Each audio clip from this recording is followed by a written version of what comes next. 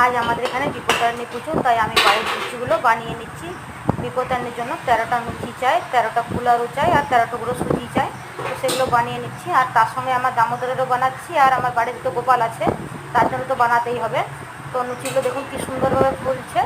তো প্রত্যেকটা লুচিকেই আমি এভাবে তাড়াতাড়ি করে বেছে নেবো। তারপরে আমি এদিকে হয়ে গেলে ঠাকুরের ভোগ বোস করাবো, কারণ ঠাকুরের ভোগ বোস করালে সগরি হয়ে যাবে। আর বিপত্তারিণীর জন্য আগে আলানো লুচিটা করে আগে আমাকে রেখে দিতে হবে, তারপরে আমি দামোদরের জন্য ভোগ করতে পারবো। তো আলানো লুচি, আলানো কুলারও আর আলানো সুজিটা আগে করে নিই।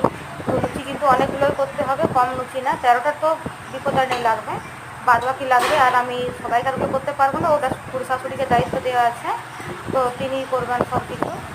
আর আমি শুধু আমার বাড়িতে যেটা লাগবে সেটা আমি বানিয়ে নিচ্ছি। তো দামোদরের ভোগটা তাড়াতাড়ি না করতে পারলে পুজো করতে দেরি হয়ে যাবে, ওই জন্য তাড়াতাড়ি বাগিয়ে নিচ্ছি আমি। তো ভালো লাগলে একটি লাইক অবশ্যই করবেন।